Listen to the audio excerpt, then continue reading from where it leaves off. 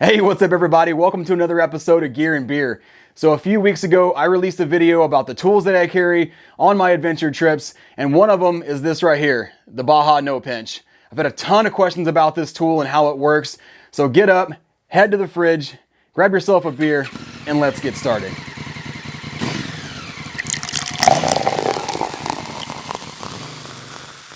Whenever you're doing any maintenance or wrenching on your bike, I like to scale it on a scale of 1 to 3 beers. 1 being easy, 3 taking a little bit longer.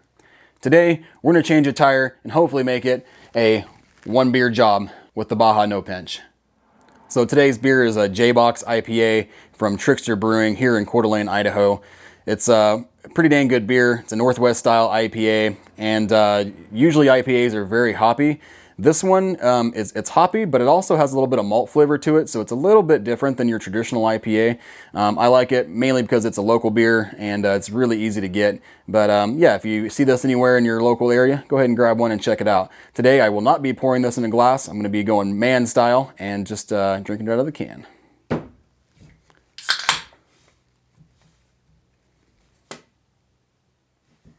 So let's talk a little bit about this tool and what comes in the box. There's 2 different kits available. You can buy just the tool with 1 sleeve if you don't have one style of bike, or you can buy what they call the Ultimate Kit, and it comes with several different sleeves for your axle size. So in the box, you get your kit, you get your tool, you get your 1 sleeve normally, or in the Ultimate, you would get a couple other different sizes of axle rods, again, just depending on what size axle you have. For the Honda Africa Twin, we're going to be using the purple, and all it does is slide over this blue one, and then I'll show you how to set up the tool here shortly. Alright, so I've already removed the back tire from the Honda Africa Twin, and I have it sitting over here on my tire changing mat, just as I would if I were changing the tire in the field, and it also keeps all the dust and debris and everything out of your bearings. But one tip, if you have a heavy sidewall tire, one nice thing you can do is just set it out here in the sun. That way it gets nice and warm, makes the rubber a little bit more pliable when you're installing the tire. So when you get this tool, it does not come pre-set up. You install the handle by adding the handle here, putting the bolt in. There is a set screw here, and then you pick your shaft that you need and you screw it in. The set screw is important because whenever you put the tool together, you start by, there is a flat end there, and then you have the teeth, right? So you put the flat end towards the bottom, or the handle to the right, your left, slide it in, and you have this cam effect. Now what you want to do is adjust this tool where the handle just slightly pushes on the bottom of this, and that will give you the proper play. If it's too loose in there, you can get some slippage in the gears, and it becomes a little frustrating. So we're gonna loosen this up a little bit, this set screw, give it just about a half a turn, and that should give us very little play in the tool and be perfect whenever we start to install our tire. One quick note, this tool doesn't help at all for getting the tire off. It's only for installing the tire so that you don't pinch the tube, and it's easier to get the sidewall set onto the bead. So what I'm going to show you real quick is I'm going to take this tire off the rim, and then we'll show you how to install the new tire with the no pinch. Now, besides the no pinch tool, there are a few other tools that you need.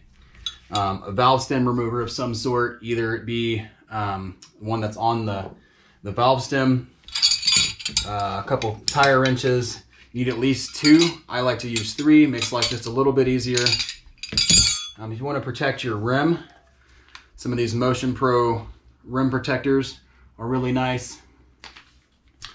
And then for lubing the tire up and getting it back on, I like to use this bull snot. This stuff is super slippery. It's almost like freaking KY for your tires. So the first thing we're gonna do is we're gonna remove the valve stem and break the bead from the sidewall.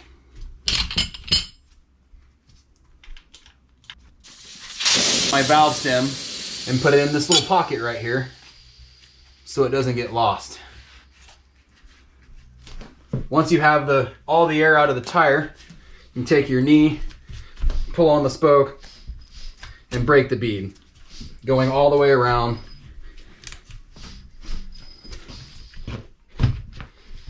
So I got really lucky with this one as far as the bead breaking.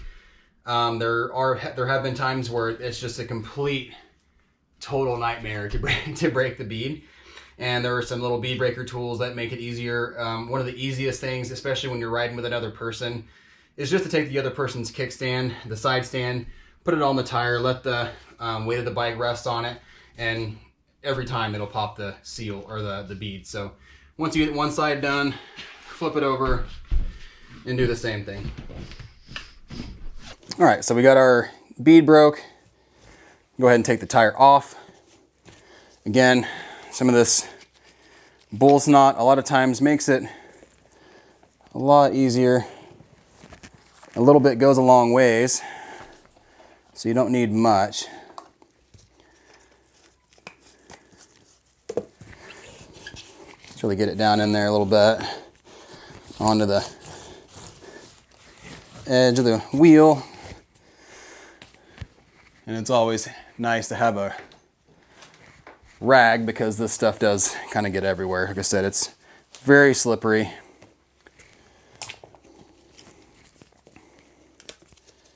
And go ahead and put our first tire spoon in. Make it where you can see that.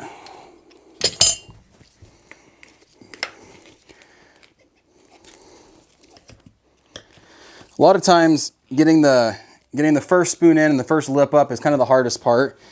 Also, if you've already pinched this tube or you've already got a flat and you're not really concerned about reusing it, you can be a little bit more rough with it because, you know, obviously you're not too concerned about messing the tube up. I'm going to try to reuse this tube, so I'm going to be a little bit more gentle with it. So I can take this, flip it under the brake rotor, come over here, get another bite. And once you get that first lip up,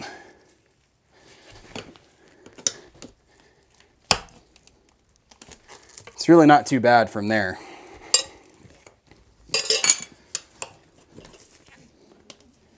Especially once you get to about that point. Now I can come in here and then almost just pull up all the way around. And you got that first lip off. So now I'm going to take my tube out. I'm going to grab a 12 millimeter, break that loose, and you should be able to get it by hand. And again, set this off to the side.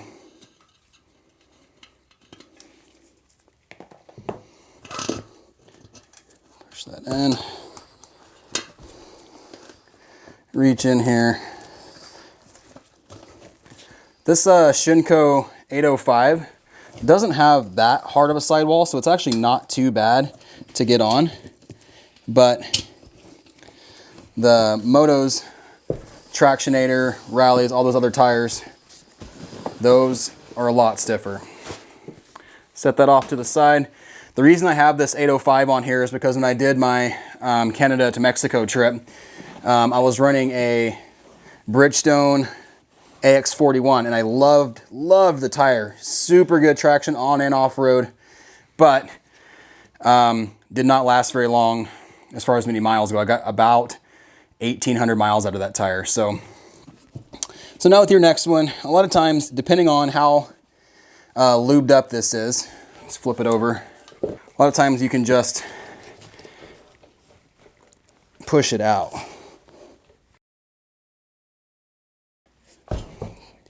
Not too concerned, those are pretty scratched up. Set that off and you have your wheel. Now, we're gonna go ahead and grab our new tire to put on. Okay, so I grabbed my tire from being out in the sun. As I said, I took that 805 off because I want to switch to a different tire. I'm really hoping to do an Arizona BDR trip really soon. So for that trip, I'm going to put this Moto's Ralls tire on, the Tractionator Ralls, R-A-L-L-Z. I had this tire on before. I absolutely loved it. I've got about 70% left on this tire, and I'm gonna put that on for that trip. So one of the most important things that you wanna do when putting your tires on is make sure you have them spinning in the correct direction. On the Africa Twin, the brake rotor goes on the right side as if you're sitting on the bike, and that means that the wheel spins this way. So then you wanna take your tire, set it on there, make sure that your arrow is going in the same direction, and we'll put the tire on. So when it comes down to putting the tire on, the first bead or the first edge is always pretty much the easiest. We can get this thing lubed up really good and then press it onto the wheel, and 9 times out of 10, it'll just go straight on with our body weight. So we'll do that now. Almost forgot about my beer, it's starting to get warm. One quick tip. Whenever you are putting tubes in tires, I carry some Gold Bond or any kind of baby powder. Take this, put it inside your tire, or inside your tire, and then roll the tire around. Now what that does, it creates kind of a lubricant inside the tire to keep the tube from getting too hot inside there and getting hot spots. And it just smells good. All right, so now I'm gonna take my lube up my tire. Again, a little bit of this stuff goes a long ways, but at the same time, it's not that expensive. So sometimes the more lube, the better, if you know what I mean. All right, so now we're gonna take our tire, put it on halfway, kind of facing away from us, put our knee into it, and then start to give it some pressure, and it goes right on. Now here's the tricky part. We take our tube and we put it inside the tire. Now once you get it in, the hardest part is getting that valve stem, getting your hand in there and getting that valve stem through the hole. I like to carry this valve stem puller. Really all you do is you just put it in the hole, feed it through, and then you thread it into your valve stem.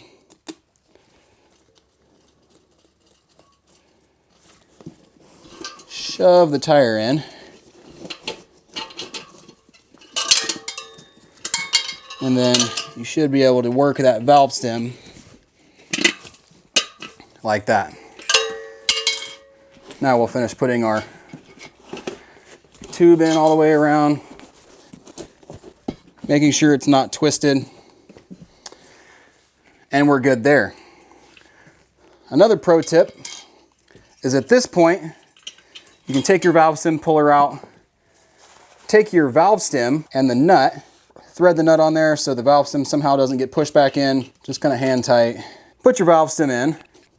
Now take your 12-volt air compressor or your air compressor at home and just put a few pounds of air in the tire just to kind of get it straightened out. And it also helps whenever if you are using tools and not the Baja no pinch, it helps keep you from pinching the tire or the tube. So now I got a little bit of air in there. So now all we're gonna do is again, put some lube on it, all along the side walls, or the bead rather. Now we are ready for our Baja no pinch tool. So we assemble our tool like we did before, place it in the hole, put this on backwards, place it in the hole, and you'll notice it doesn't go down all the way. So Baja no pinch really suggests you have this red cube here all the way down flush with the hub. So just to make sure that the shaft here and everything's all in line the way it should be. So you can take a block of wood, a tree limb, anything you want to get it to get something up underneath the rim. That way you get that as low as possible. I could technically go and put another one underneath there just to raise it up a little bit more. I guess for demonstration purposes, I will do that. And now you'll see that it's all the way down. So what you do with this tool is that you take your tire, you start just one side of it, just a little bit. And really, it could help to even try to go as far as you can by hand if you want to do a little bit less work. So now all you really do is you take your Baja no pinch tool. Hope you can see this in the camera. We'll start on this side. Take your tool. You have this long side goes on top. It's the only way it'll go in. And then you just start taking little bites. Little push here, come out, again, come out, rotate to the other side.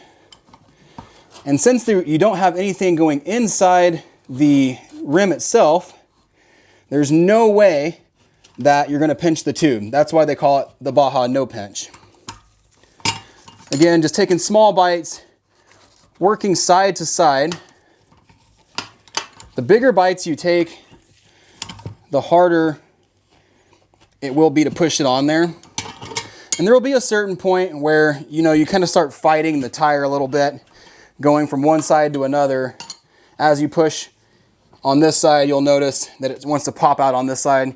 You can add pressure to this side, or what I like to do is take my Motion Pro bead buddy and I'll just lock it down. That way there's no way that that's going to go in there anymore, or no way that the tire is going to start to come off the bead.